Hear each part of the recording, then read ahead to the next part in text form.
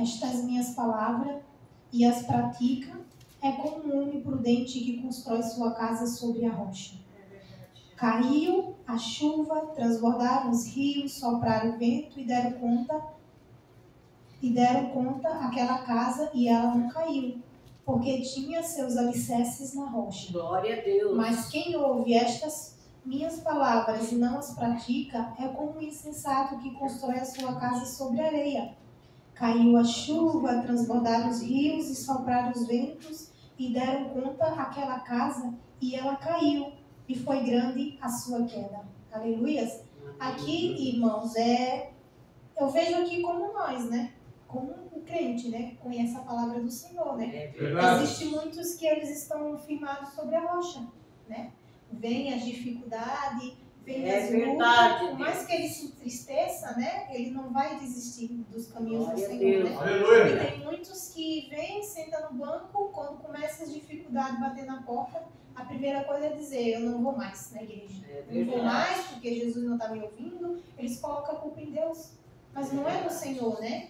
Porque o Senhor falou, né, que ele veio aqui, mas ele passou as tribulações, ele passou a dificuldade, mas ele venceu. Amém. Então, o que a gente está buscando é o que? A nossa salvação.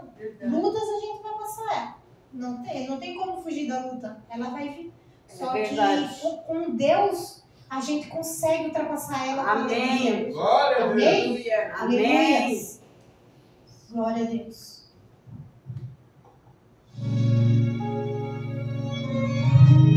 Espírito Santo de Deus, neste momento, Pai, recebe meu louvor e minha adoração, Senhor, fala na tua igreja, Senhor. Sobre as águas, será que é um fantasma? Era a pergunta que faziam, pois não entendia que era Jesus que ali estava. O barco balançava, a tempestade mais forte ficava, e o medo os aterrorizava. Não sabia mais o que fazer, disseram vamos morrer, mas bem de perto Jesus nos acompanhava. Quando Jesus entra no mar, um milagre acontece. Ele acalma a tempestade, até o vento lhe obedece. Ele chega e traz bonança, onde não tem esperança. É assim que ele faz. Ele chega de repente, surpreende muita gente, faz milagre acontecer, pra mostrar o seu poder, pra confundir a mente humana, pra lembrar que ele te ama, a tempestade vai guardar você. Aleluia! Ele foi para o filho. A tempestade mais forte ficava, e o medo os aterrorizava. Não sabia mais o que fazer, disseram vamos morrer, mas de perto Jesus nos acompanhava. Quando Jesus entra no barco, o milagre acontece. Ele acalma a tempestade,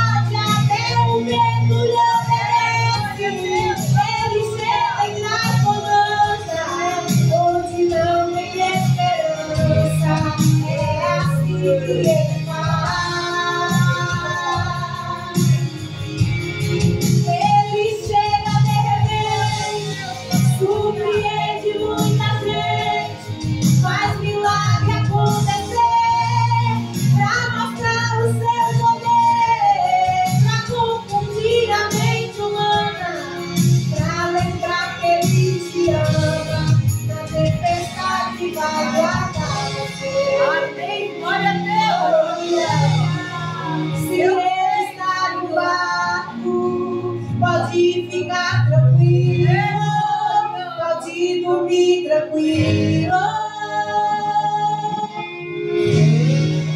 Se Deus está no teu barco, pode ficar tranquilo.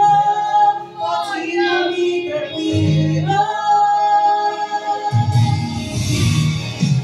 Se Deus está no teu barco, pode ficar tranquilo.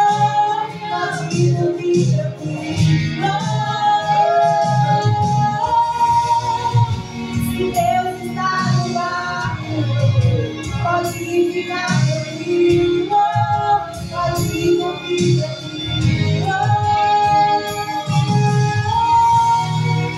Se Deus está no teu barco, pode descansar. Ele vai cumprir, ele vai estar segurando na tua mão. E você vai atravessar a grande dificuldade. E ele vai dar a vitória. Acredite, acredite. Aleluia. Aleluia.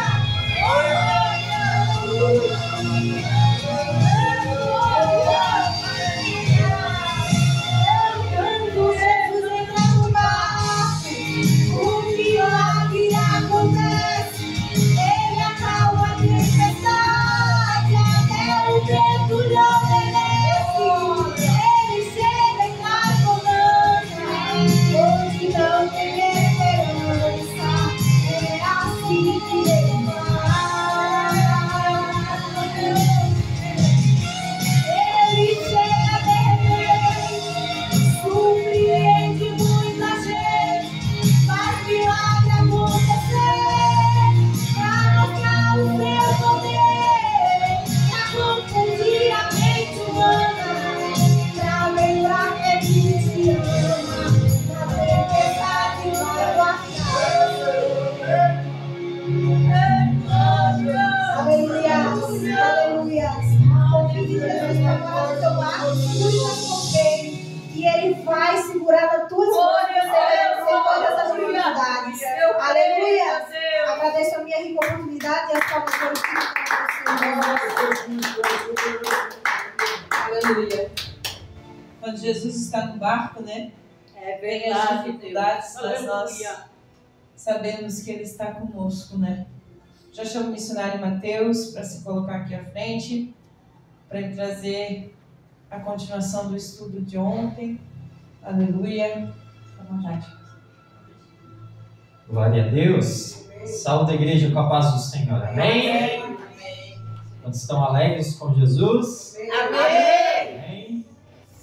Quantos têm Jesus no seu barco? Amém. Glória a Deus. Que segurança maior que nós podemos ter, né, irmãos?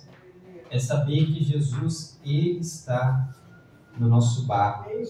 Isso nos basta, isso é o mais importante para todos nós. Amém? Aleluia, Jesus. Abra sua Bíblia comigo no livro de Mateus, capítulo 24, a partir do versículo de número 31. Nós vamos dar continuidade ao estudo bíblico sobre o Apocalipse, sobre o fim dos tempos.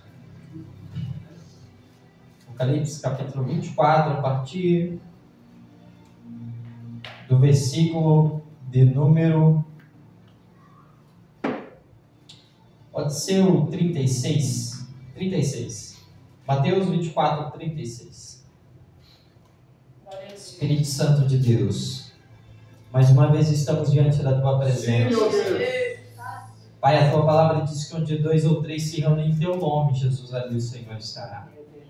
Fala conosco, Senhor, não o que queremos ouvir, mas o que precisamos ouvir. É verdade. Nos revela os segredos, as profundidades do Teu coração e da Tua palavra. Nos faz entender e aprender a respeito do Teu reino e da Tua mensagem. Amém. Mateus 24, 36. Quem achou, diga amém. Amém. A palavra do Senhor diz: mas daquele dia e hora ninguém sabe. Guarde isso. Ninguém sabe. Nem os anjos do céu, mas unicamente meu Pai. Amém? Existem algumas seitas que pregaram que sabiam o dia da vinda do Senhor. Meu Deus. Nós sabemos que elas são seitas porque elas trouxeram essas heresias, elas disseram a data. Uma delas é os adventistas dos últimos dias. Eles marcaram uma data. Eles disseram 1900 e tanto, Jesus vai voltar, que eu fiz conta, eu li na Bíblia e eu entendi. E o resultado? Jesus não voltou. Meu Deus. Por quê? Porque era uma heresia. Amém? Então, muitas heresias, muitas seitas, elas vão se caracterizar por esses abusos, por esses excessos. Amém? Elas vão querer colocar uma data. E Jesus está dizendo, ninguém sabe o dia. Ninguém sabe. Não adianta eu dizer, vai ser na minha geração. Não posso dizer. Meu Deus. Eu creio que Jesus vai voltar. Eu tenho que estar preparado como se ele fosse voltar hoje, agora. Mas eu não posso afirmar, biblicamente eu não tenho autoridade, não existe pregador no mundo que tenha autoridade de dizer quando é o dia e a hora da vinda do Senhor Jesus. Eu vi esses dias um profeta no Instagram, eu estava acompanhando ele porque ele liberava algumas palavras e eu falava, interessante o que ele estava dizendo, interessante. Mas de repente o camarada me sai lá, tem quase 100 mil seguidores, me pega e me sai com uma palavra para 2025. Deus falou que 2025 é quando Deus vai começar a tocar as 7 trombetas. Misericórdia, irmão. Você está dando data na vinda do Senhor, porque as trombetas não vão tocar antes do arrebatamento da igreja. Amém? Então é um erro assim, ó. É um erro bíblico gigante, tá? Ele tem até título de apóstolo, mas pode até que seja, mas não está estudando a palavra direito. Meu Deus. Entende? Então, irmão, não é porque o cara tem um título, não é porque ele tem tem um monte de seguidor, não é porque ele tem fama que ele é maior do que a Bíblia diz. A Bíblia Sagrada é a palavra de Deus. Amém? Então, Mateus 24 é categórico, ele diz, ninguém sabe quando vai ser o dia, quando vai ser a hora. Porém, no versículo 37, Jesus ele fala como será semelhante os dias da sua vinda. Ele vai dizer, nem é o dia nem a hora, mas ele vai dizer assim, ó, as características, como o mundo vai estar no tempo da sua volta. E ele vai citar 2 profetas que nós precisamos prestar muita atenção. Primeira coisa que o Senhor vai falar, versículo 37. E como foi nos dias de Noé? Nos dias de quem? Noé. Assim será também a vinda do Filho do Homem. Então não serão como nos dias de Moisés, não vai ser como os dias de Elias, não vai ser como o dia da igreja primitiva, não vai ser como os dias de... Então, para entender, enfim, eu preciso estudar a história de Noé. Aonde que está isso? Gênesis capítulo de número 6. Então, o que tem em Gênesis capítulo 6 é o que vai acontecer quando vai se aproximando o fim de tudo e o dia da vinda do nosso Senhor. Amém? Amém. Porque como nos dias anteriores ao dilúvio, comiam, bebiam, casavam-se, davam-se casamento até o dia em que Noé entrou na arca, e não o perceberam até que veio o dilúvio e os levou a todos. Assim será também a vinda do Filho do Homem. Verso 40. Estarão 2 no campo, um será levado e outro será deixado. Estarão duas estarão moendo no moinho, uma será levada e outra será deixada. Vigiai, pois, porque não sabeis em que hora há de vir o vosso Senhor. Amém? E no versículo, eu vou achar aqui. E no versículo 15 e 24 de Mateus 24 está escrito assim: quando, pois, virdes, Mateus 24, 15.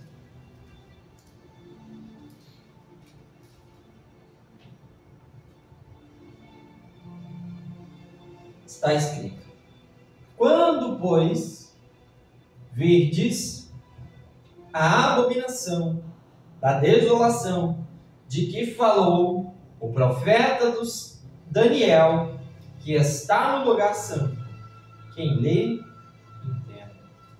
Então Jesus, ele chama atenção para dois personagens.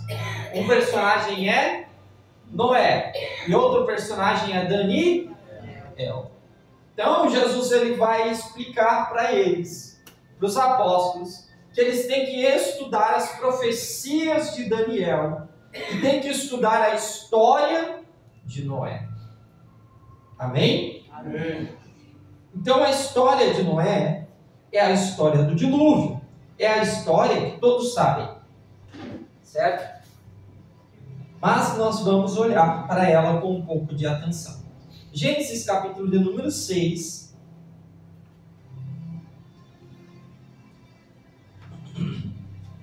Nós vamos pegar a história de Noé. Isso aqui é muito interessante. Aqui eu já tenho uma revelação tremenda para te falar. Glória a Deus.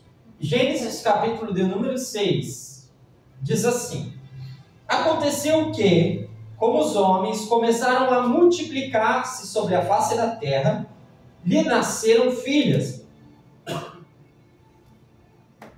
E viram os filhos de Deus, as filhas dos homens, que eram formosas, eram bonitas, e tomaram para si mulheres, de todas as que escolheram.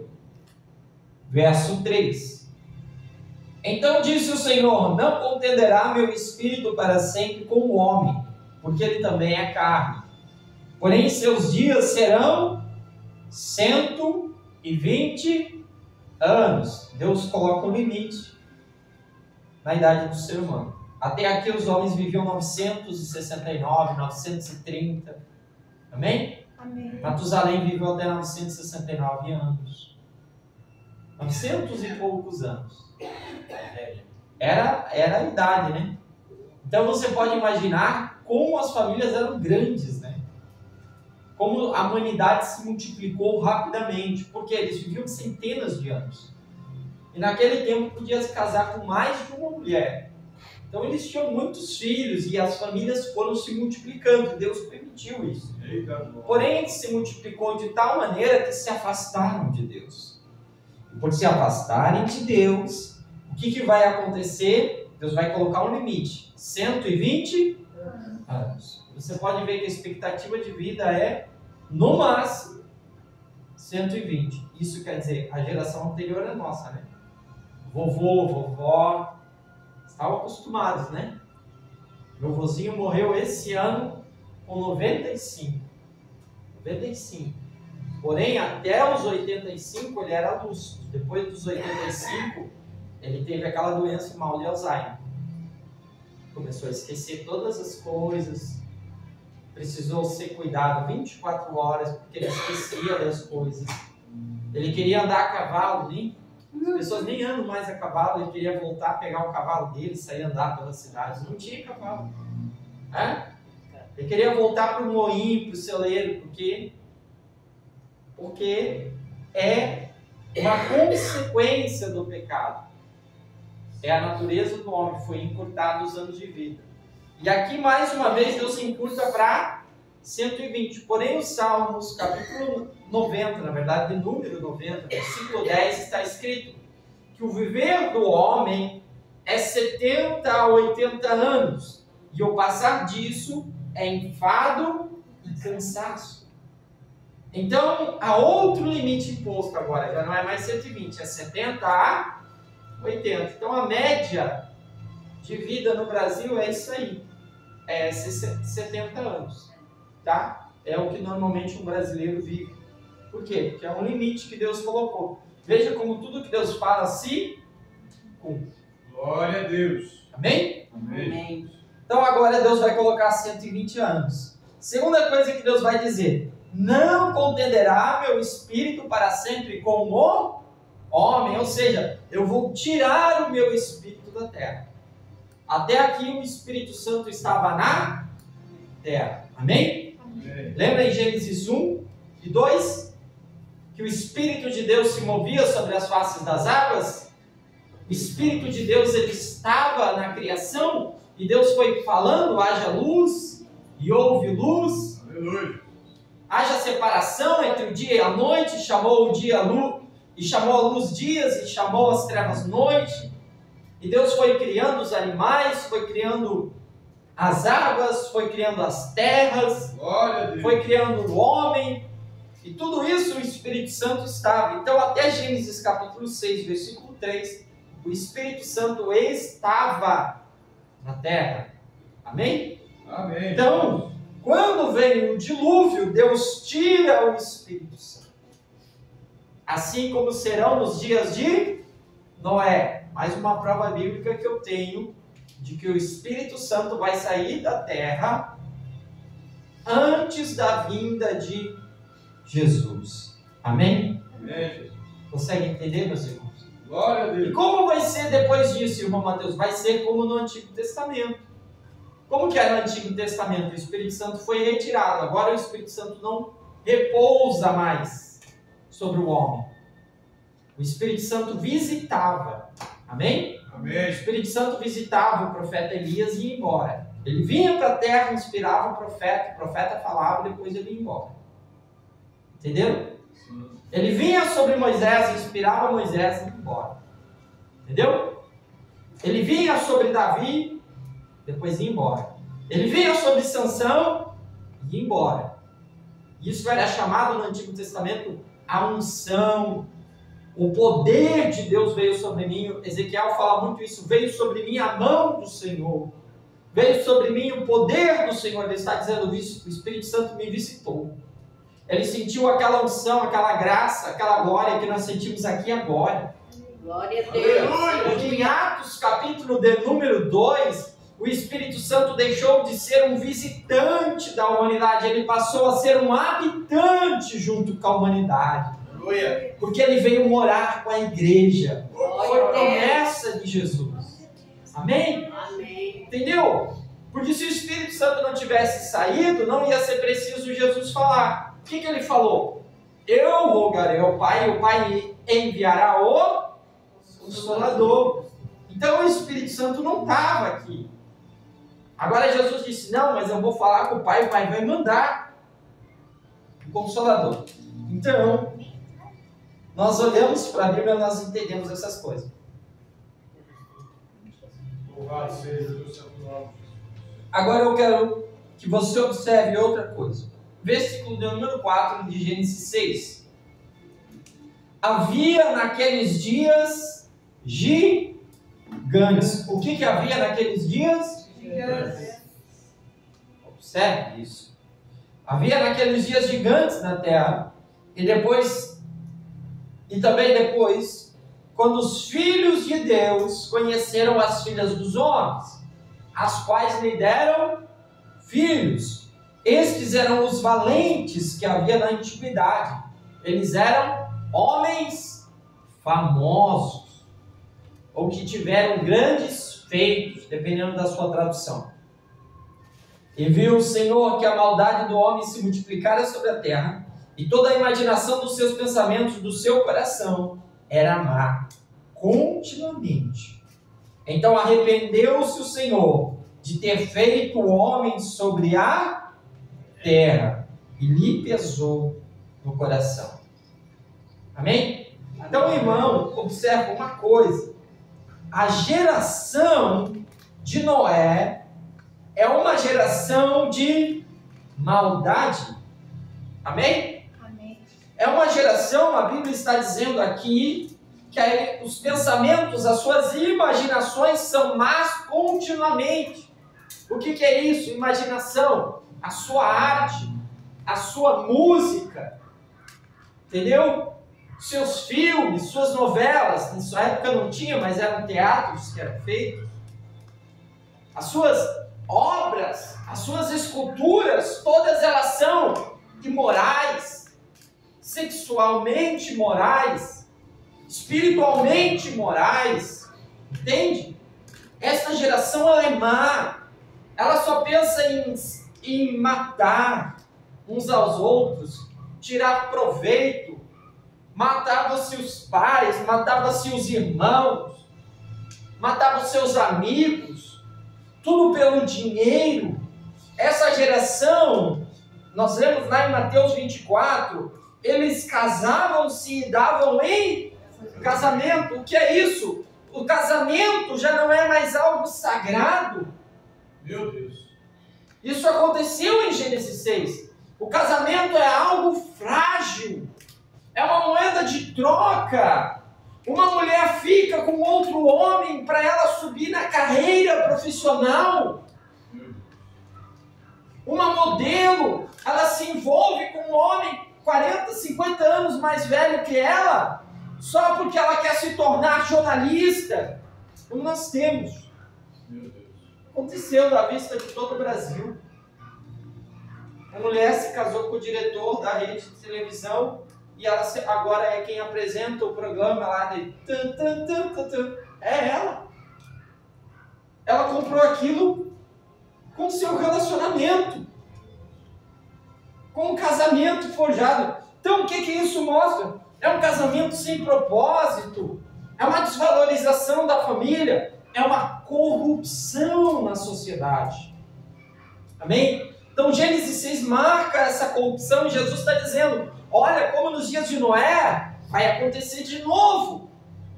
Quando vocês começarem a ver que o divórcio aumentou, que as pessoas não honram mais os seus votos diante do altar, adultério, prostituição, fornicação, quando vocês verem que há uma corrupção, se preparem, fiquem atentos. Por quê? Porque este é o sinal de Noé. Amém? Amém. Segundo sinal, isso aqui é extraordinário, nos dias de Noé apareceram gigantes. Olha ali, havia naqueles dias gigantes. Agora em Gênesis 1, 24, Deus criou gigantes, sim ou não? Não. Deus criou o homem gigante? Não. Criou a mulher gigantes? Não. Então gigantes, quer dizer, é uma raça que nasceu da mistura de povos. Os filhos de Deus se envolveram com as filhas dos homens, e daquela mistura de povos nasceu uma outra raça humana que não é mais a imagem e semelhança original. Amém? Eu vou falar por parábola para vocês entenderem. Ok? Tem gente que defende que isso é envolvimento com anjos, né? Que deixaram e que se tornam demônios depois. Tem gente que não, que defende que são os filhos de Abel ou que são os filhos de Caim. Pouco importa. Isso é uma disputa teológica, né? Uma discussão teológica. A gente pode debater sobre isso, mas como eu estou te ensinando a pensar, indiferente do que for, o que a Bíblia está mostrando é que nasceu uma raça diferente do que Deus criou. Eita glória. Entendeu? Já não é mais a imagem e semelhança. Já não é mais Adão, homem, e Eva, mulher. É uma outra raça. É uma coisa diferente. Que é um sinal dos dias de Noé. Que é um sinal dos dias de hoje. Vocês estão entendendo a revelação? Foi o Espírito Santo que me revelou, que me fez entender pela palavra. que nos dias de hoje você tem uma raça humana que eles não querem mais ser apenas chamados de raça humana. Eles querem ser algo além, algo diferente. Livre-arbítrio deles. Mas é um sinal da vinda de Jesus. É um sinal dos dias de Noé. Entendeu por que isso vai aumentar cada dia mais e mais? Vai aumentar, irmão. O mundo vai ser dominado por eles. Depois nós vamos mostrar que o anticristo, ele vai trabalhar em cima disso. Em cima desse grupo de pessoas. Ele precisa trabalhar. Porque é assim que ele vai ter alcance global. Tá? Depois eu vou mostrar o texto para vocês. A Bíblia vai mostrar que o anticristo,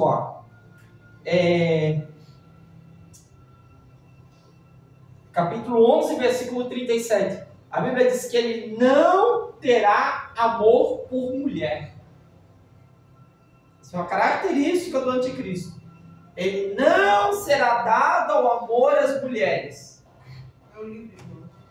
Daniel, capítulo 11, versículo 37. Depois nós vamos ver ali sobre o anticristo. Então, uma das características do anticristo é essa. Então, o mundo que se prepara para o anticristo também tem que ser assim. Entenderam? Por que o mundo está desse jeito? Não vai mudar, irmão. Vai ser assim, tem que fazer. Mas nós vamos entrar na arca. Amém? Amém. Nós seremos livrados deste grande evento global. Então, essas são as características de Noé. Estão conseguindo acompanhar comigo? Amém? Amém. Outra característica, olha só que interessante. Tá? Outra característica daqui é que ele será um evento global. Poucas histórias na Bíblia são como o evento de Gênesis 6. Em Gênesis 6, Deus tocou o planeta Terra inteiro. Amém? Então, o tempo da segunda vinda, o tempo de Apocalipse, é o tempo em que Deus vai tocar o planeta todo. Deus não está fazendo isso hoje. Amém? Deus toca em partes. Quando você vai ler o Antigo Testamento, você vê Deus tratando com Israel. Depois Deus trata com o Egito. Depois Deus trata com a Síria. Depois Deus trata com a Roma, que fica lá na Europa. Mas Deus nunca tratou com o planeta inteiro. Mas no tempo do fim, Ele vai tocar no planeta. Amém? Então vocês conseguem entender. Então os sinais de Noé são esses. Conseguiram entender, meus irmãos? Amém. Amém? Amém. Então, repetindo. Ponto 1, Gênesis 6 fala de corrupção e violência. Ponto 2, casamentos fragilizados. Isso revela a moralidade. A moralidade fraca. Uma moralidade baixa. Um povo sem princípios, sem respeito. Número 3, gigantes na terra. Tá? Número 4, o Espírito Santo se retira da terra. Número 5, será um evento global. Amém? Outra coisa importante a se observar nesse texto aqui, o casamento fragilizado dos gigantes, é que Deus vai enviar o dilúvio, porque se Deus não mandar o dilúvio, Deus vai ter que exterminar toda a raça humana, porque Ele perderia a imagem e semelhança. Entendeu? Esse outro grupo de pessoas teria dominado a terra, porque eles eram fortes, eles tinham mudanças físicas, e eles tinham mais força, eles tinham poder, eles dominavam sobre os homens.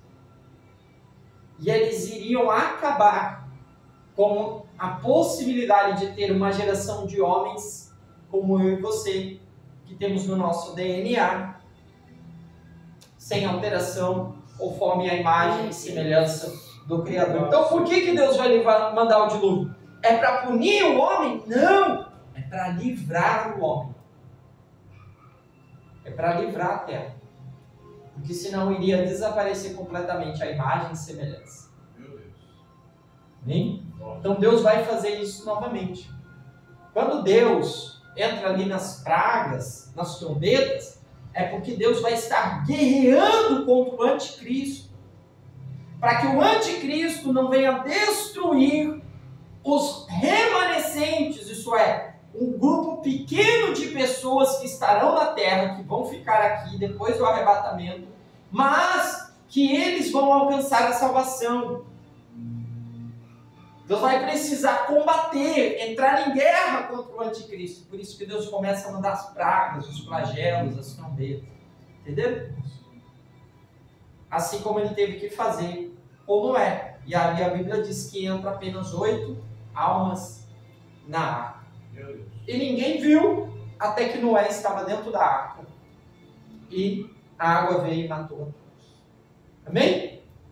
Então, Jesus falou a respeito disso, de Noé. Mas Jesus falou também a respeito de Daniel. Então abra comigo ali a Bíblia no livro de Daniel, capítulo de número 2.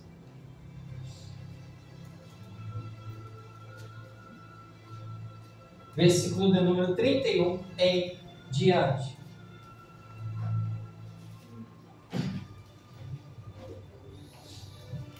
O livro de Daniel é um livro muito escatológico, profético, profundo demais. As revelações do livro de Daniel.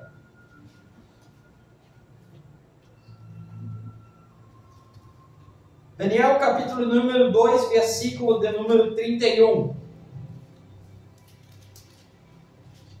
Você sabe o contexto.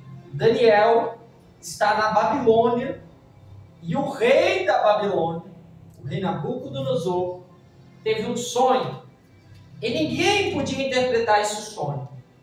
Aí Daniel e seus 3 amigos, Sadraque, Mesaque e Abednego, ou em hebraico Ananias, Azarias, Misael e Azarias, foram orar e jejuar.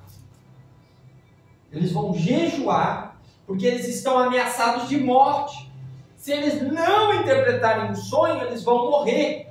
Então eles são obrigados a orar e jejuar. E quando eles estão orando e jejuando, a Bíblia diz que era uma igreja pequena, né? Tinha só 4 almas. Já pensou? Aqui nós estamos em vantagem, né? Aqui tem mais que 4. Imagina, olha o que Deus pôde fazer porque 4 almas foram fiéis e estavam orando e jejuando. Olha o que Deus fez. Então, Daniel, Misael, Azarias e Ananias, os 4 amigos jejuaram e oraram. E aí Deus vai dar a revelação de um sonho. Só que esse sonho é a revelação da história da humanidade. É algo muito grande. Amém? Então, Daniel, capítulo 2, versículo 31, está escrito a interpretação do sonho. Tu, ó rei, estava olhando, e eis uma grande estátua. Ela era imensa, de extraordinário esplendor. Ela estava em pé diante de ti, e tinha uma aparência aterradora, assustadora. A cabeça da estátua era de ouro fino, o seu peito e seus braços de prata, seu ventre e suas coxas de bronze, suas pernas de ferro, e seus pés em parte de ferro e em parte de barro. Estavas vendo quando uma pedra foi cortada, sem auxílio de mãos, a qual feriu a estátua nos pés de ferro e de barro e os esmiuçou. Então foi justamente esmiuçado o ferro, o barro, o cobre, a prata e o ouro, e se fizeram como a pragana das ilhas no estio, e o vento os levou. Não se achou lugar algum para eles, mas a pedra que feriu a estátua se tornou uma grande montanha e encheu toda a terra. A interpretação. Este é o sonho, e também daremos a interpretação dela ao rei.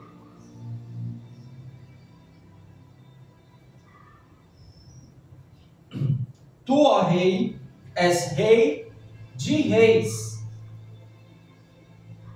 pois o Deus do céu te tem dado o reino, o poder, a força e a majestade. Tu vê que quem deu foi Deus. E onde quer que habitem filhos de homens, animais do campo e aves do céu, ele os entregou nas tuas mãos e fez que dominasse sobre todos eles. Tu és a cabeça de ouro. Depois de ti se levantará outro reino, inferior ao teu, e outro terceiro reino, de metal, o qual dominará sobre a terra. O quarto reino será forte como o ferro, pois como o ferro esmiuça e quebra tudo, como o ferro quebra todas as coisas, ele esmiuçará e quebrará. Quanto ao que viste dos pés e dos dedos, em parte de barro do oleiro e em parte de ferro, este será um reino dividido. Contudo, haverá nele alguma coisa de firmeza do ferro, porque viste o ferro misturado com barro. Os dedos dos pés em parte de ferro e em parte de barro significam que uma parte o reino será forte, por outra frágil. Quanto ao que viste do ferro misturado com barro, se misturarão com semente humana, mas não se pegarão um ao outro, assim como o ferro não se mistura com o barro. Mas nos dias destes reis, o Deus do céu levantará um reino que jamais será destruído. Este reino não passará a outro povo, mas se esmiuçará, consumirá todos os reinos e permanecerá para sempre. Da maneira que viste que do monte foi cortada uma pedra sem auxílio de mãos, e ele esmiuçou o ferro, o cobre, o barro, a prata e o ouro, Deus grande fez saber ao rei o que há de acontecer depois disso. Certo é o sonho, fiel à sua interpretação. Amém? Então, o que Daniel está falando? Ele viu uma estátua. Amém? O rei sonhou e Daniel interpretou. Ele viu uma estátua. Vocês estão conseguindo ver bem? Amém. Quer que eu traga? Acho que tá bom aqui, né? Então, a primeira parte, ouro. Amém? Parte da cabeça é ouro. Isso aqui é o Império Babilônico. Foi o império mais rico. Foi o império com maior poder, maior riqueza, maior luxo, maior glamour que teve. Não foi o maior em extensão, mas foi o mais rico de todos. Amém? Amém. O segundo que vem depois dele é de prata. Que era o quê? O peito, percebe? O peito dele de prata. E os braços de prata. Então essa parte do corpo, prata. O que sucedeu no Império Babilônico? O Império Medo-Persa. Metade era persa, um braço, metade era Medo. O Império Medo-Persa. Amém? Então, biblicamente falando, Daniel viveu esses dois impérios. Biblicamente falando, Daniel viveu essa história. O fim de Jerusalém, Jerusalém é destruída. Lá em 2 Crônicas, no final de 2 Crônicas, se não me engano termina no capítulo 29 ou 30, o templo de Jerusalém foi destruído e eles foram levados ao cativeiro babilônico. E Esther, lembra de Esther? Também foi levada ao cativeiro, mas é um cativeiro assírio. Depois desse cativeiro, ele se torna Medo-Persa. Lá no Império Medo-Persa. E Esther vai viver nos dias de Daniel. Sabia disso? O Daniel, de capítulo de número 6, é o marido de Esther.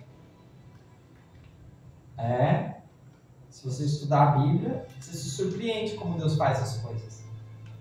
Amém? E aí, no tempo de Esther, o neto de Esther vai ser Ciro. Vai ser o neto dela. E o neto dela vai liberar um decreto que vai permitir aos judeus voltar para Jerusalém e reconstruir Jerusalém.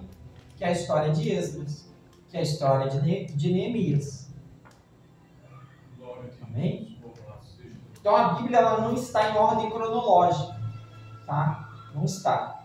Você tem que ler toda a Bíblia, mas Você tem que também pegar um livro de história, ou pesquisar no Google, e ir pesquisando as datas certinho para você entendendo quando aconteceu cada coisa.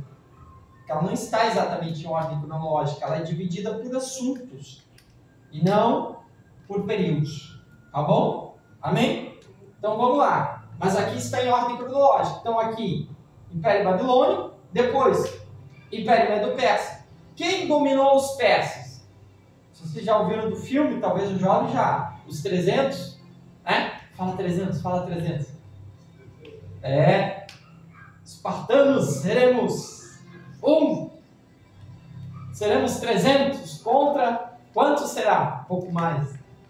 Literal essa história aconteceu, né? Então essa história é a história do Império Medo-Persa, que foi vencido pelos gregos.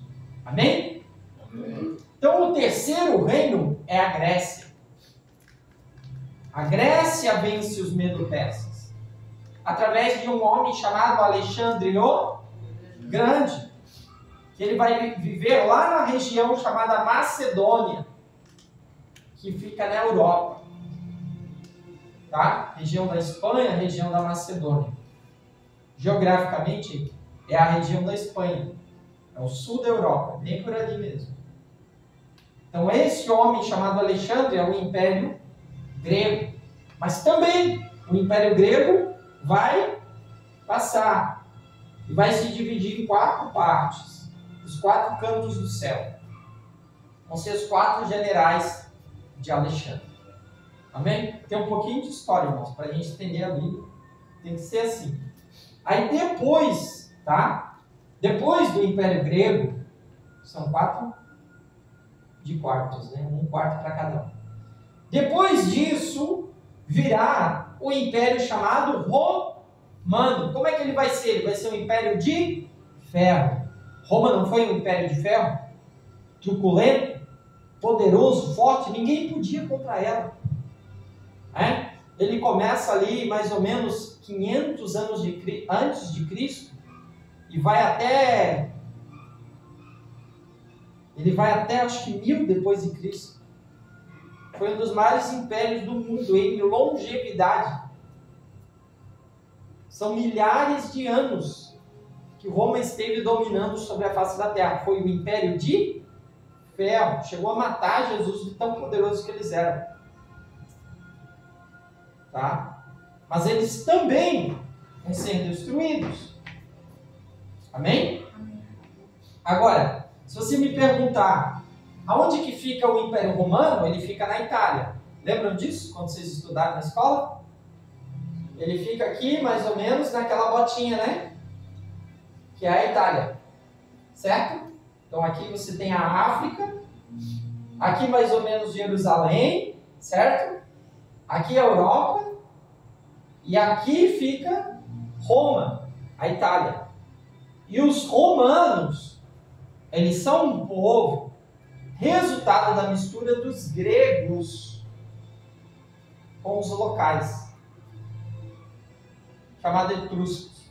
Então, na verdade, Roma nada mais é do que uma Grécia transformada. Amém? Isso é importante, eu já vou explicar daqui a pouco. Então, aí vem o Império Romano, e depois do Império Romano vai vir o ferro misturado com o barro. O que veio depois do Império Romano? O mundo atual. Como é que é o mundo atual?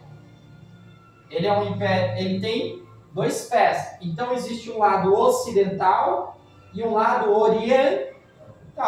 Então existe o mundo do Ocidente e o mundo do Oriente. Segunda coisa, uma parte dele é ferro e outra parte dele é barro. Por quê? Porque uma parte dele é frágil como barro. Porque a democracia, ela é frágil como barro.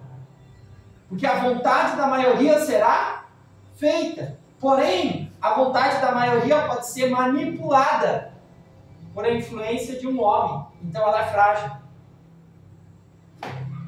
Ela fica fraca. Tudo vai depender de quem liderar. Amém? E por outro lado existe o ferro. O que é o ferro? É o mundo do Oriente. Tem conversa com o mundo que está do lado do Oriente?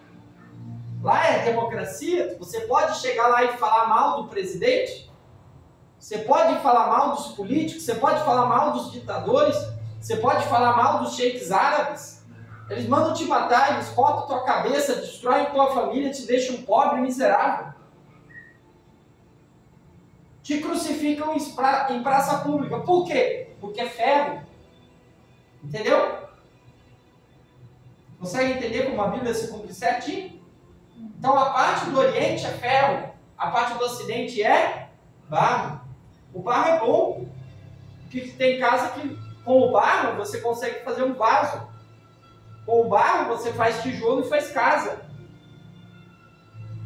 Quantas casas de tijolos? Nós temos casas de alvenaria no Brasil. Não são resistentes ao vento, então ela pode ser forte. Mas também, se ela for levada ao fogo, derrete. Entenderam?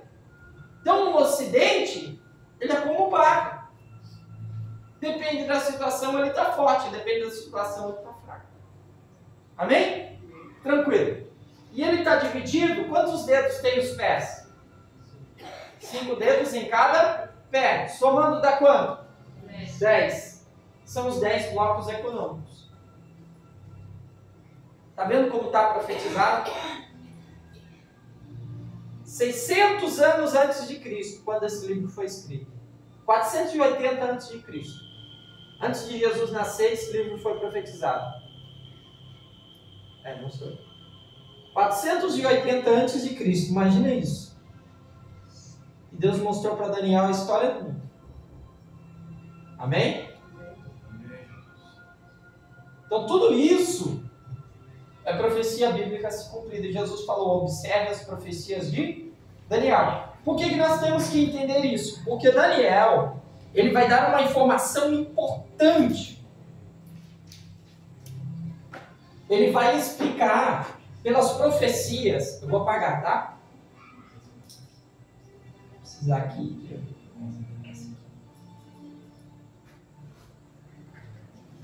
Aí, pronto. Olha só. Vou apagar aqui. Um pouquinho de paciência.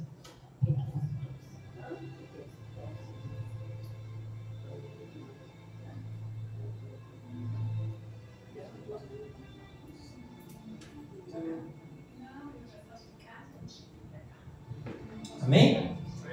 Então Daniel, ele vai dar uma informação importante. Por quê? Daniel, capítulo 9, versículo 21.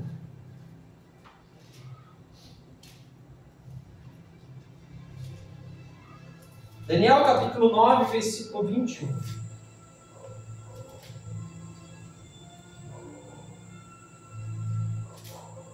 Estando eu ainda falando no coração, o homem que eu tinha visto na minha visão, a princípio Gabriel, veio voando rapidamente, tocou-me a hora do sacrifício da tarde. Isso aqui é 3 horas da tarde.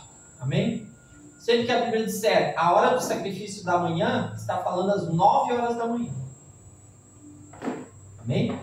Sempre que a Bíblia disser a hora do sacrifício da tarde, ela está falando das 3 horas da tarde, das 15 horas. Então Jesus foi levado ao Calvário às 9 da manhã e ele expirou às 3 horas da tarde. Quando o Espírito Santo desceu, era às 9 horas da manhã, em Atos 2. Quando Pedro e João foram ao templo orar e tinham um aleijado esperando a porta formosa, era 3 horas da tarde, que era a hora que eles costumavam orar. Amém? Amém. Então é um horário muito bom para orar. Glória. Tanto 9 da manhã quanto 3 da tarde. E ao meio-dia. De madrugada. De madrugada. A Mas fila é menor. a fila é menor. Mas por quê? Porque às 9 horas da manhã quem costumava orar nesse horário? Abraão. Oh, glória. Ao meio-dia, quem gostava de orar? Isaac. A Bíblia diz, no calor do dia, Isaac estava orando. E às 3 da tarde, Jacó. Então é o horário dos 3 patriarcas.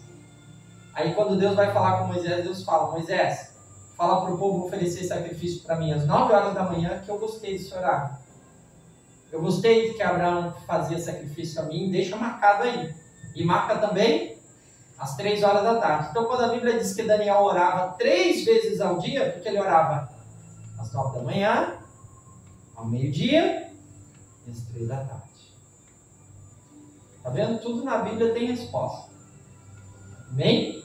Amém. Então, quando a Bíblia diz às 3 horas da tarde, é porque ele estava em oração. A revelação veio porque ele estava na hora de oração dele. É isso que o texto está dizendo.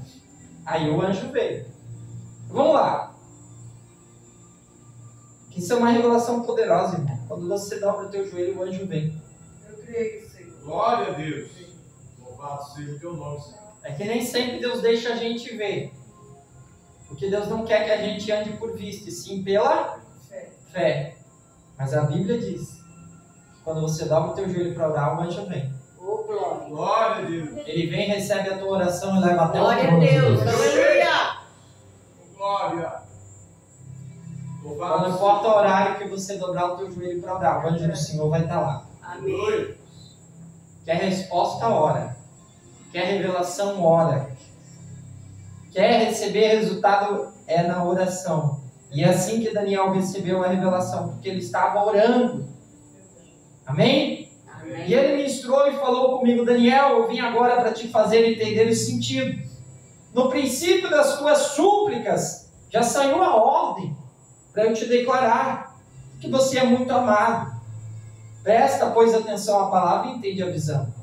70 semanas estão determinadas sobre o teu povo e a tua cidade, para extirpar a transgressão, extinguir a transgressão, dar fim aos pecados e expiar a iniquidade, trazer a justiça eterna, selar a visão, e o profeta, e ungir o santo dos santos.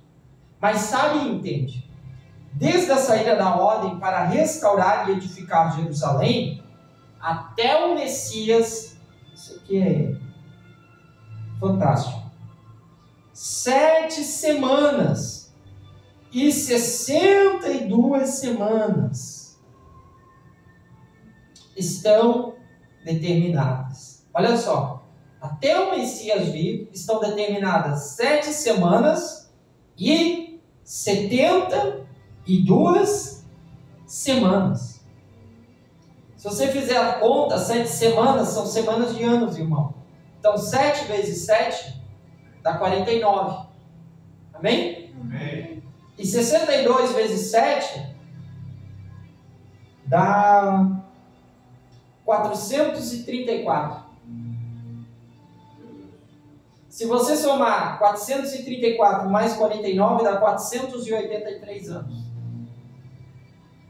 Daniel recebeu a profecia 480 antes de Cristo. Ele recebeu a data de quando Jesus ia nascer. Então, quando você encontra o judeu ele não quer acreditar que Jesus é o Messias. Faz essa conta com ele. Tem mais um versículo aqui que mostra que Jesus é o Messias desde o Antigo Testamento. Diz assim, ó, versículo 26. Depois das 62 semanas será eliminado o Messias. O judeu diz que não adora Jesus porque ele foi morto. Mas a Bíblia profetizou que o Messias tinha que ser morto. Olha só. Deus cegou o entendimento dos judeus. Porque se os judeus entendessem que Jesus era o verdadeiro Messias prometido para Israel e se arrependessem dos seus pecados e assentassem a mensagem de João Batista e a mensagem de Jesus, o evangelho não ia chegar até nós. Entendeu? Então a Bíblia diz que Deus cegou, não deixou o judeu perceber que Jesus era o Messias. Por causa da dureza do coração deles, Deus cegou o entendimento deles. E aí eles matam Jesus. E agora, por causa disso, o evangelho não é só para Israel, agora o evangelho é para todos os países da terra. Amém? Amém. E esta é a era da igreja. Esse é o momento que nós estamos vivendo, a era da graça. Porque a noiva de Jesus é uma noiva que vem de todos os países. Ela vem do meio dos brasileiros, ela vem do meio dos argentinos, dos bolivianos, dos chilenos, dos haitianos, dos americanos, dos ingleses, de todos os povos da terra. Esta é a noiva do Cordeiro. Amém? Mas a noiva do Pai não é assim. Você sabia que tem 2 casamentos na Bíblia? O filho vai casar com a igreja, mas o pai, ele só vai casar com Israel. Glória a Deus. Entendeu? É só para Israel. Então, qual o propósito, irmão Mateus, de acontecer um arrebatamento, da igreja ser levada para o casamento, para as bodas do Cordeiro? É que quando a igreja for tirada da terra e for levada para o céu, o Pai vai poder voltar os seus olhos de novo para Israel. Aleluia. Amém. Aleluia. Amém? Então o propósito de Apocalipse é conversão de Israel. Entenderam isso? Olha como é interessante isso. Então Deus vai voltar a fazer milagres no meio de Israel. Aí Ele vai mandar as 2 testemunhas lá. Entendeu? E eles vão pregar a palavra. E eles vão se arrepender. Então vai ter salvação na tribulação. Mas principalmente dos judeus. Aleluia. Porque agora o Pai vai estar trabalhando para a salvação dos judeus. E não apenas para a salvação dos gentios, como somos nós. Porque nós somos os gentios. O que significa gentil na Bíblia, irmão Mateus? Traduzindo no dicionário, estrangeiro. Nós somos estrangeiros. Amém? Então, a Bíblia diz que o Messias seria eliminado e não será mais o povo do príncipe. Agora olha o que diz: o povo do príncipe que há de vir destruirá a cidade e o santuário. Observe isso.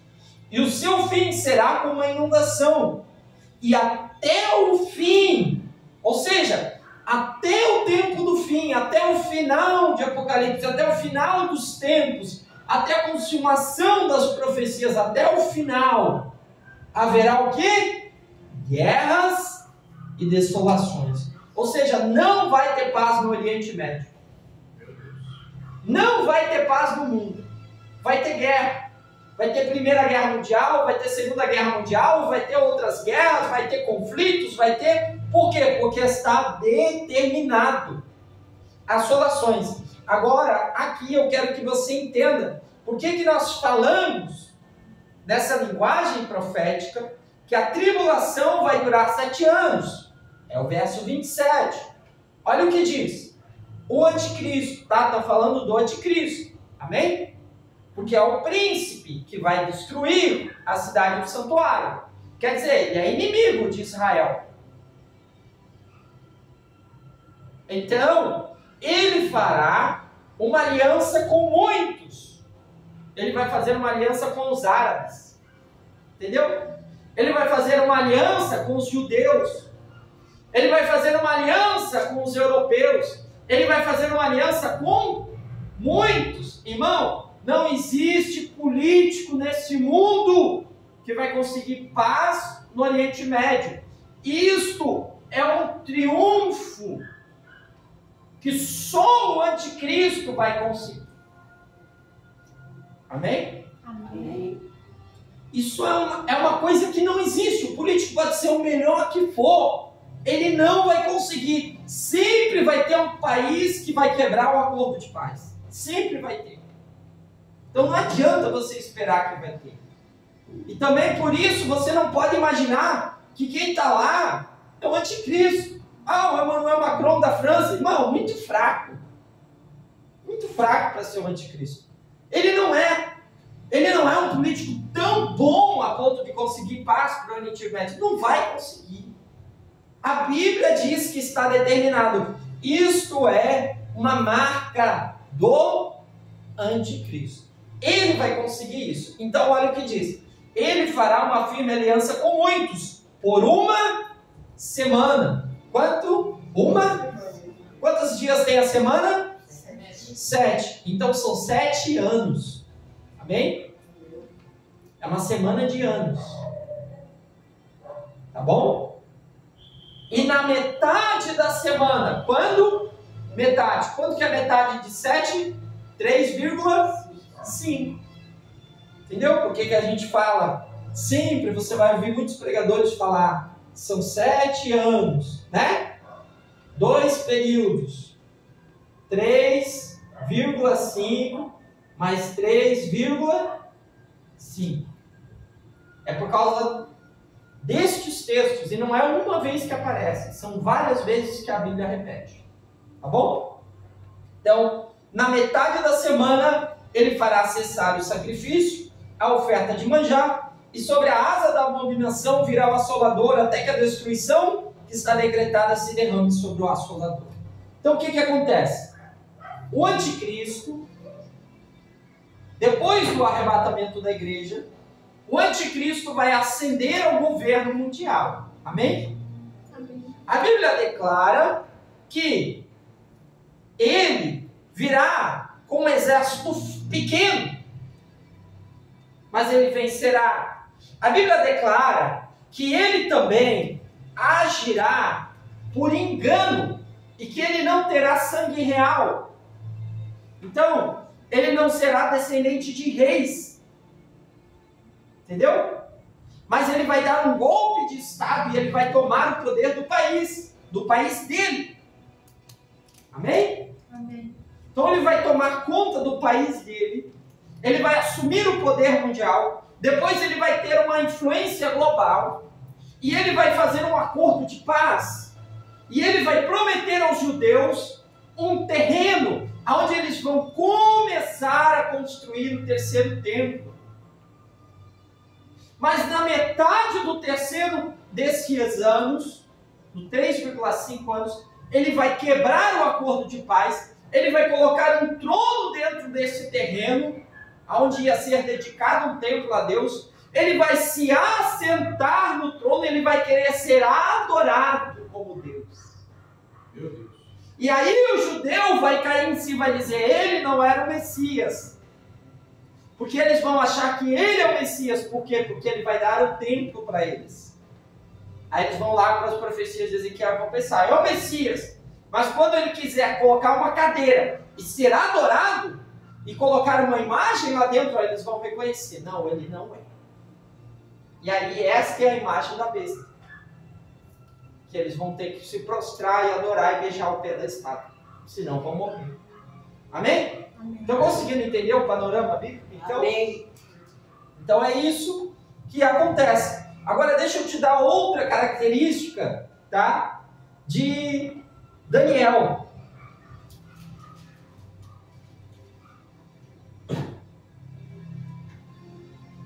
Daniel, capítulo 8, versículo 9.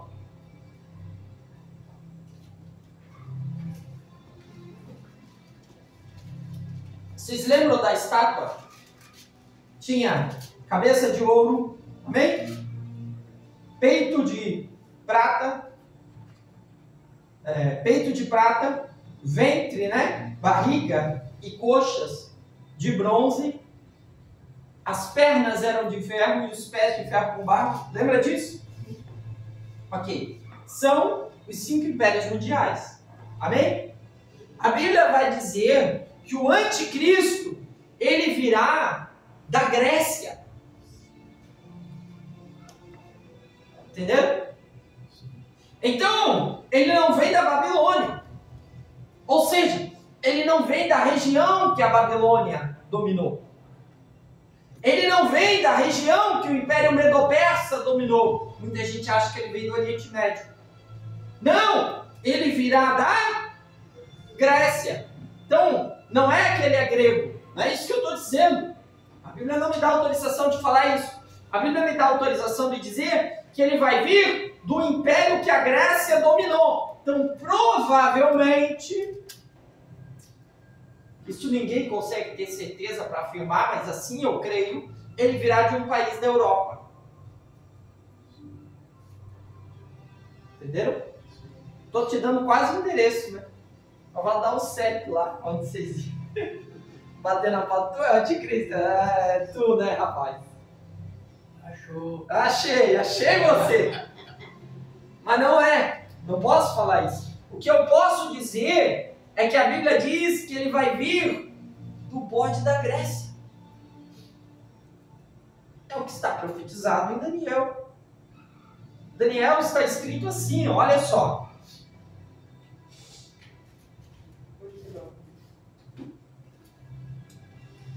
Daniel, capítulo 8. Amém? E ele dirigiu-se ao carneiro, versículo 6, tá? Versículo 5, a partir do 5. Olha o que diz. Daniel 8, 5. Diz assim: estando eu considerando, eis que um bode vinha do ocidente. Da onde que ele veio? Então ele não veio do Oriente. Respondido? Está aí. Ele vem do Ocidente. Vem do lado esquerdo da Europa. Ele vem do Ocidente. Então, ele vem do Ocidente sobre toda a terra, mas sem tocar no chão. Aquele bode tinha uma ponta proeminente entre os olhos. Aí vai dizer a batalha dele contra o Império Medo-Persa. Versículo 8. O bode se engrandeceu sobremaneira, mas estando na sua maior força, aquela grande ponta, que foi Alexandre o Grande, amém? Foi quebrada. Ele morreu com a idade de Cristo, 33 anos. Vocês sabiam disso? Alexandre o Grande, com 33 anos, em 3 anos ele conquistou o mundo. E com 33, morto, ele morre. E subiu no seu lugar outros 4. São os 4 generais principais. Aí eles vão dividir o mundo em 4 partes, como se fosse uma pizza. Mas eles também vão ser espalhados para os 4 ventos dos céus, porque eles vão se dividir, vão começar a brigar entre eles, vão enfraquecer e vão perder. Agora a Bíblia vai dizer no verso 9, que de uma delas saiu uma ponta muito pequena. Vai ser pequeno. Ele vai vir de um país pequeno. O anticristo. Amém? Então, milhares de anos depois, tu vê que essa história da Grécia aconteceu antes de Cristo. Milhares de anos depois, vai surgir essa ponta pequena, no meio do Império da Grécia, onde a Grécia dominou uma vez. E ele vai aparecer no Ocidente. E ele vai voltar-se para o Oriente, para a Terra Formosa. Olha o interesse dele. Ele quer chegar aonde? Em Jerusalém. Entendeu? Ele está dizendo, uma ponta pequena vai surgir aqui e ela quer vir para o Oriente. Ela quer vir para onde está Jerusalém. Amém? Amém. Consegue entender? O Ocidente é o nosso lado, é o lado do Brasil, também inclui, né? Mas da Europa, ó, ele vai vir por aqui, ó. E ele vai querer vir para o Oriente. E para Terra Formosa. Terra Formosa é Israel. E ele se engrandeceu até o exército do céu e deitou por terra, pisoteou alguns do exército das estrelas. Quem enganou até essa parte das estrelas no céu? Quem? Satanás. Então esse texto aqui não é a respeito de um homem, é a respeito do anticristo. Vamos lá. E ele se engrandeceu até o príncipe do exército. Ele tirou o sacrifício contínuo. E o lugar do seu santuário foi lançado por terra. Ele vai profanar o santuário. Na grande tribulação. E depois ouviu um ser santo que falava e dizia: a outro ser santo aquele que falava: até quando durará a visão do sacrifício contínuo, da transgressão assoladora, para que seja entregue o santuário e o exército a fim de serem pisoteados? Ele vai perguntar para um anjo. O profeta vai perguntar para o anjo. E ele vai responder: até 2300 tardes e manhãs. E o santuário será purificado. ficado. Então, se você pega 2.300 e você divide por 360 dias no ano, adivinha quanto que dá? 3,5 anos. Aproximadamente. Então, o anticristo, ele vai fazer o que ele quiser com Israel, só aqui. Entendeu? Ele vai vir com a falsa paz. Ele vai prometer a falsa paz. Vai fazer um acordo. Na metade da semana ele quebra o acordo. Talvez por isso que eu penso que ele vai conseguir o acordo com os árabes. Porque ele vai prometer para os árabes que vai quebrar o acordo depois de 3 anos e meio. Ele vai prometer que vai enganar os judeus. Talvez os árabes vão entender isso. Isso eu penso, né? Não sei. Isso é o que eu penso. Liberdade de pensar, não é o que a Bíblia diz. O que a Bíblia afirma é que ele vai fechar o acordo. Na metade da semana ele quebra o acordo. E aí, no templo que deveria ser santificado ao nome do Senhor, lembra lá, 2 Crônicas 7,14, a casa que se chama pelo meu nome, o lugar sagrado, ele vai profanar. Ele vai colocar idolatria lá. Ele vai colocar orgia lá. Entendeu? Ele vai zombar de Deus. Ele vai zombar do Deus dos céus. Só que sabe o que Deus vai fazer? Deus vai enviar 2 profetas sobre a terra. Deus vai enviar as 2 testemunhas. Apocalipse capítulo 11. A Bíblia diz que vai aparecer 2 testemunhas. E elas vão ter poder para dar ordem. E a água vai virar sangue. E elas vão ter poder para fazer fogo descer do céu. Quem é que no Antigo Testamento dava ordem e fogo descia do céu? Elias. E quem que tocou com o cajado na água e a água se converteu em sangue? Então quem são as 2 testemunhas? Moisés e Elias. Então por que Moisés e Elias nunca morreram? Porque Deus vai trazer eles de volta. Entendeu?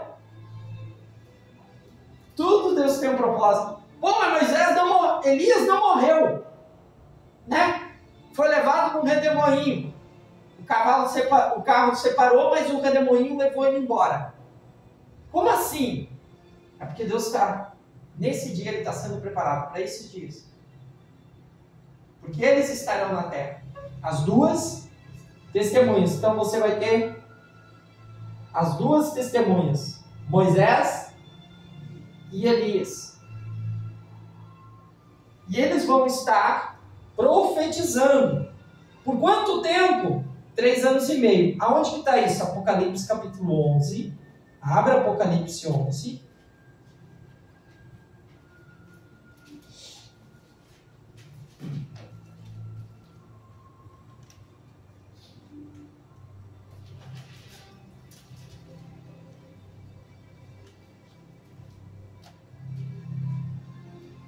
Apocalipse capítulo 11.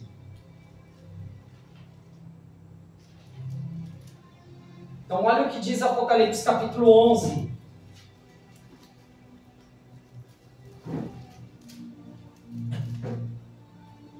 E foi-me dada uma cana semelhante a uma haste, e também foi-me dito: levanta-te, mede o templo de Deus, o altar e os que nele adoram. E deixa, porém, de fora o ato que está fora do templo. Não o meças, porque foi dado às nações. O anticristo vai vir com as nações. E pisarão a santa cidade por 42 meses. Quanto que dá 42? Faça a conta aí. 12, 24, 36. 3 anos. Mais 7? Meio. 42 meses. De novo, o padrão. 3 anos e meio. Por meses. Se alguém dizia que semana não era, por meses. Entendeu? Tem gente que zomba da nossa fé quando fala: essa história de 7 anos, essa história de 7 anos, essa história de 3 anos e meio, onde que está na Bíblia isso? Aqui. A cidade santa vai ser pisada por 3 anos e meio. E aí a Bíblia diz em 11:3: darei poder às minhas 2 testemunhas, e elas profetizarão. por 1260 dias. Divide por 360, adivinha quanto que dá? 3 anos e meio. Entenderam? Elas vão estar vestidas de pano de saco. Como é que João Batista se vestia? Entendeu? Vestes de couro, né? De pano. Vestes rústicas. E assim vão aparecer essas duas testemunhas. Então elas não vão nascer. Algo sobrenatural vai acontecer. Deus vai mandar do céu as duas testemunhas. Do nada vai aparecer no meio de Jerusalém 2 testemunhas profetizando. 2 loucos. Só que eles não vão ser loucos. Negativo. Porque a Bíblia diz em versículo 4: estes são as 2 oliveiras, os 2 castiçais que estão diante do Deus da terra. Cumprindo isso que está em Zacarias capítulo 4, versículo 11. São as 2 testemunhas. Em Mateus capítulo 17, quem que apareceu para Jesus? Moisés e Elias. Porque eles são as 2 testemunhas. Sempre que Deus vai fazer algo importante, Deus envia as testemunhas. Porque quando você assina um contrato, não tem que ter 2 testemunhas? Deus tem as dele. E nada mais, nada menos que Moisés e Elias. É fraco esse Deus, né? A pessoa, para assinar um contrato, ele manda Moisés e Elias. Amém? Amém. E olha qual que é a função delas. Se alguém lhes quiser fazer o mal, sairá fogo da sua boca, devorará seus inimigos. Se alguém fizer o mal, importa que assim seja morto. Ele tem poder, estes têm poder para fechar o céu, para que não chova, nos dias da sua profecia. Tem poder sobre as águas, para converter em sangue, para ferir com a terra com toda sorte de pragas, quantas vezes quiserem. Então, as 2 testemunhas vão estar na terra. Elas vão profetizar e os anjos vão tocar a trombeta. Entendeu? Oh Deus. O Espírito Santo não está na terra. Então vai voltar a ser como era no Antigo Testamento. É o ministério dos anjos que opera. Por isso que em Apocalipse aparecem muitos anjos aparecendo. Então a forma que eu tenho para explicar Apocalipse é pelos personagens. Vocês conseguem me entender? Quando você entende a história dos personagens, aí vai encaixando um no outro. Aí depois você junta tudo, você tem a história completa. Amém? Então as 2 testemunhas, elas vão profetizar e vão ferir a terra com pragas. Então elas é que vão dizer: agora vai cair uma estrela do céu. Aí o anjo vai tocar a trombeta e vai cair uma estrela do céu. E a Bíblia diz que vai matar 1/3 parte da vida marinha. Não é pouca coisa. É 1/3 das águas. Para pensar. 2/3 do planeta é água, 1/3 só que é terra. E ela vai pegar 1/3 de toda a vida marinha. Então assim, tadinho dos biólogos, vão chorar pra caramba nesse dia. Mas não adianta, irmão. Vai se cumprir. Entendeu? Vai se cumprir o que está escrito. Por quê? Porque Deus vai destruir para depois reconstruir. Para ele fazer um novo céu e uma nova terra. Lembra que João termina o capítulo 22 dizendo: viu um novo céu e uma nova terra? Então, para Deus fazer um novo céu e uma nova terra, ele tem que ir destruindo. Mas ele não vai destruir o planeta todo. Ele vai destruir uma parte da terra e uma parte do sol, dos céus. Amém? Estão conseguindo entender? Amém. Então tá.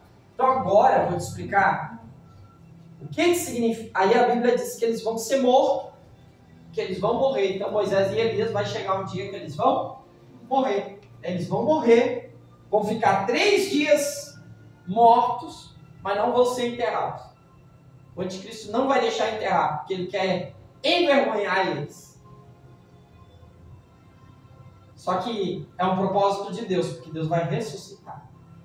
E junto com eles vai ser ressuscitado todos os mártires que durante o período da grande tribulação não negaram o Senhor. Então, qual é a missão das 2 testemunhas, irmão Mateus? A missão das duas testemunhas é ajuntar para Deus 144 mil judeus.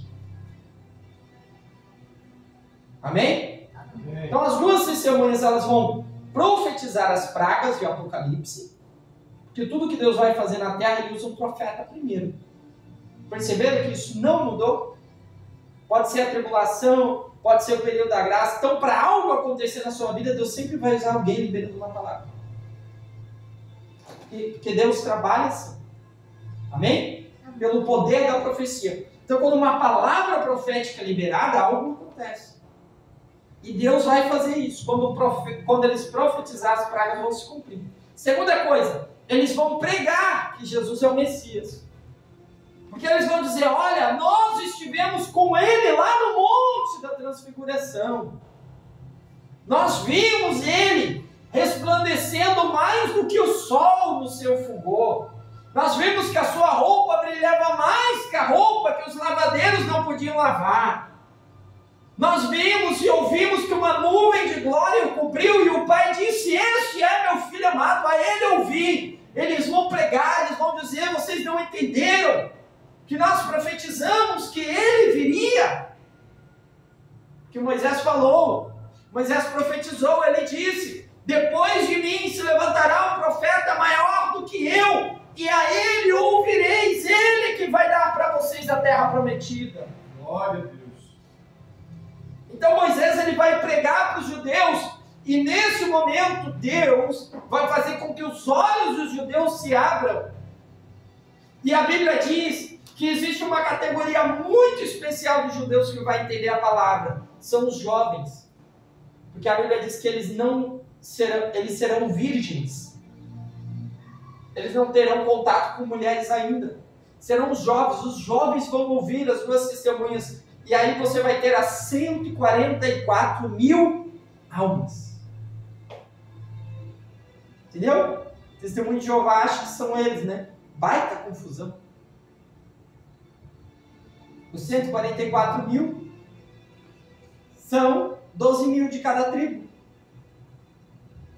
de Israel. Ou porventura você é de Israel? Eu não sou. Então por que eles querem isso, né? Então quando a Bíblia fala dos 144 mil selados, que está em Apocalipse capítulo 7, veja como o Apocalipse não está em ordem cronológica. Porque ele não trata para ti de uma ordem cronológica. Que quem escreveu foi o judeu, não foi o brasileiro. A lógica que eles usam é tratar por assunto. Deixa eu falar de um assunto, depois eu volto, trato de outro assunto. Aí você precisa fazer essa ponte e ir conectando. Aí você vai entendendo a história bíblica. Amém? Porque Apocalipse capítulo 7 diz: depois dessas coisas, vi 4 anjos em pé nos 4 cantos da terra. E eles retinham os 4 ventos da terra para que nenhum deles soprasse sobre a terra, nem sobre o mar, nem sobre a árvore. E vi também outro anjo subir da banda do sol nascente, o qual tinha o selo do Deus vivo. E ele clamou em alta voz aos 4 anjos, a quem fora dado o poder de danificar a terra e o mar. Ele está falando para os anjos das trombetas, das taças. Espera aí, que eu tenho uma missão. Esperem, vocês não podem agir ainda. Qual é a minha missão? Não danifiquem a terra, o mar, nem as árvores, até que tenha selado a testa dos servos do nosso Deus. Então ouvi o número dos selados, que eram 144 mil, de todas as tribos dos filhos de Israel.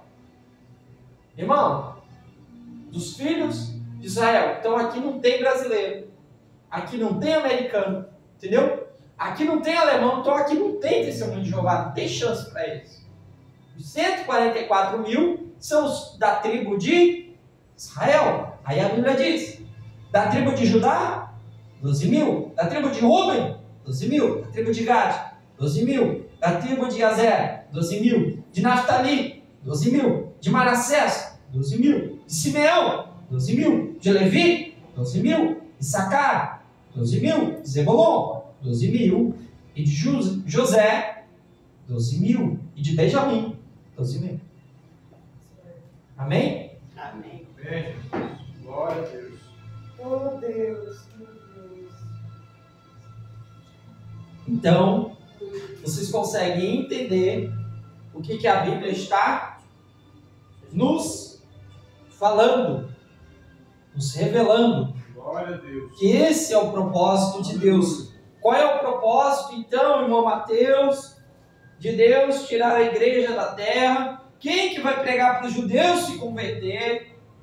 Porque Jesus falou em Mateus 10, olha, eu vou enviar vocês de 2 em 2 para pregar, mas eu digo para vocês que o reino não vai vir sem que vocês tenham pregado para todas as aldeias.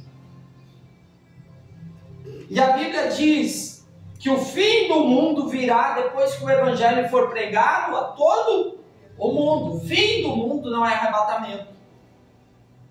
Por quê? Apocalipse capítulo, deixa eu ver se é 14 ou 16, acho que é o 14.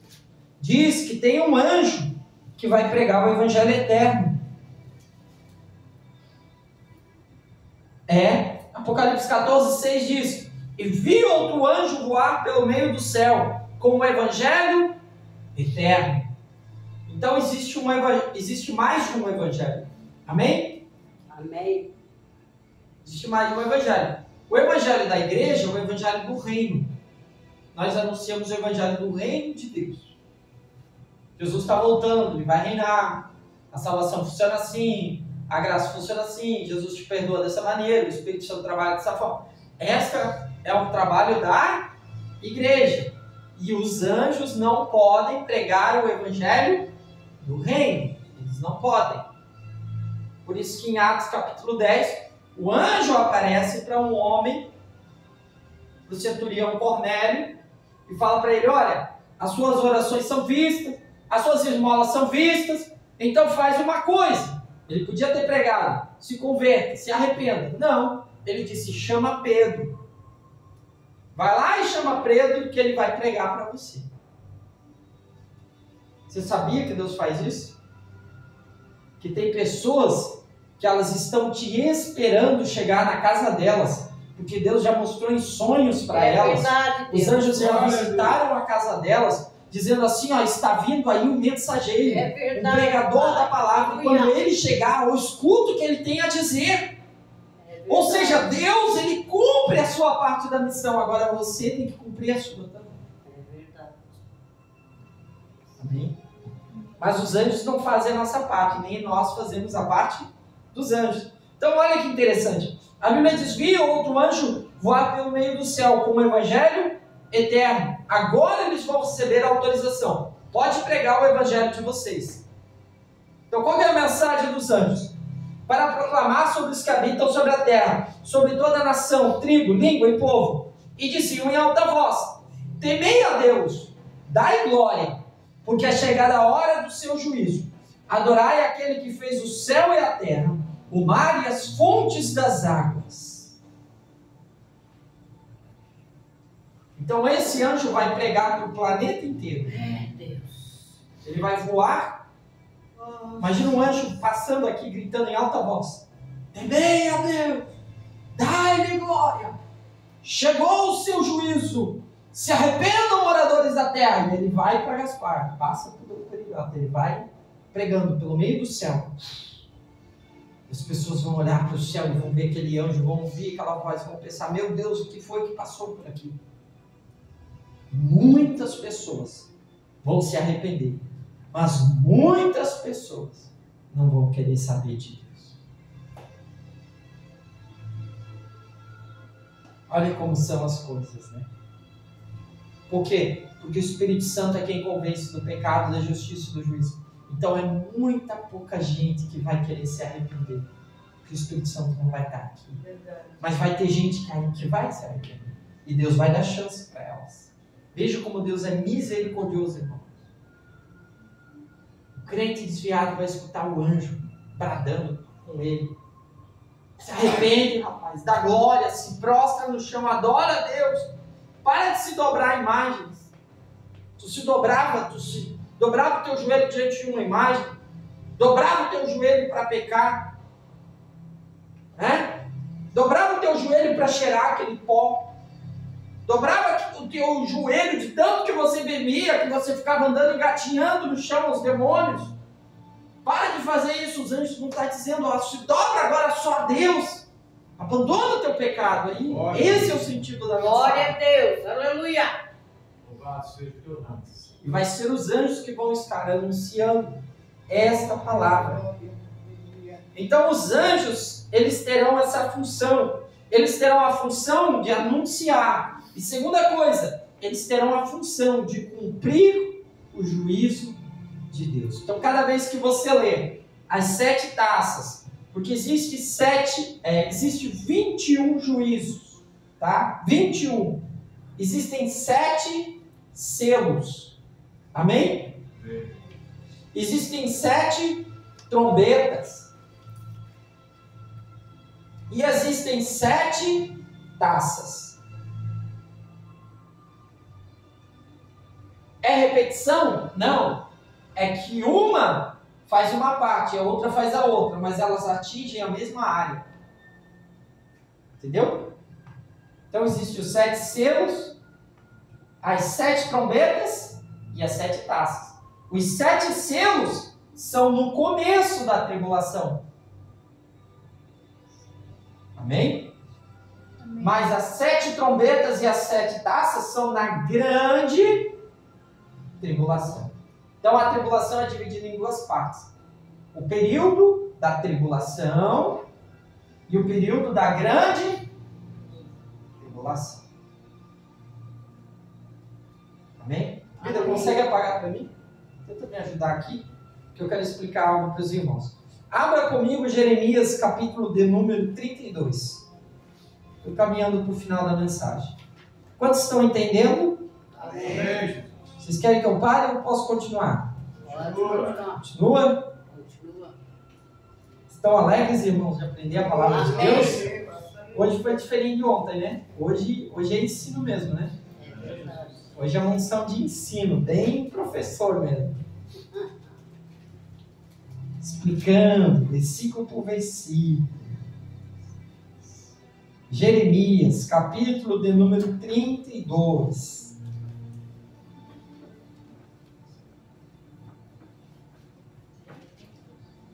Versículo de número 6. Maravilha. Jeremias, capítulo 32, versículo 6. Vocês vão entender o que significam os 7 selos. Tá? Lendo Jeremias. Aí você vai entender o que significa um livro selado.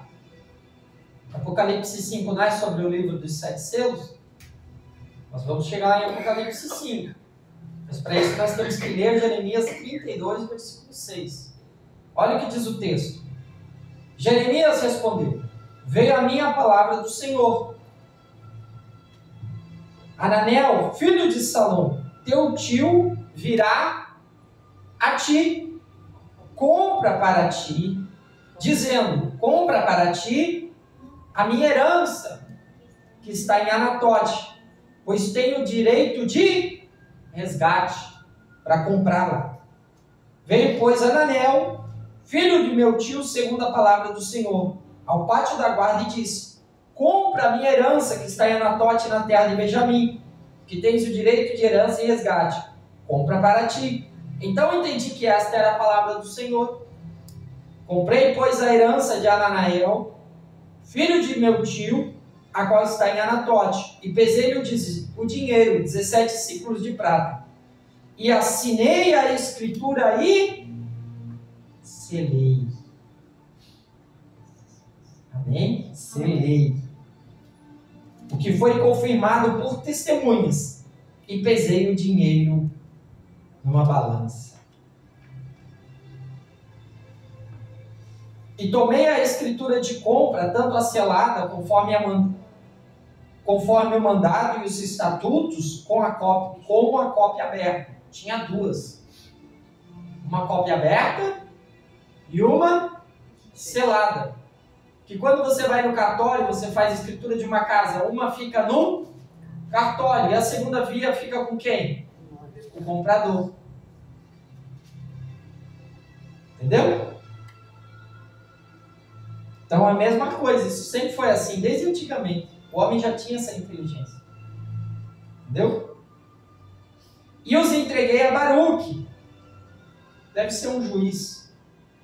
Filho de Nerias, filho de Mazéias, perante os olhos de Anameel, filho de Meltio, das testemunhas que assinaram a escritura da compra, e de todos os judeus que estavam sentados no pátio da guarda.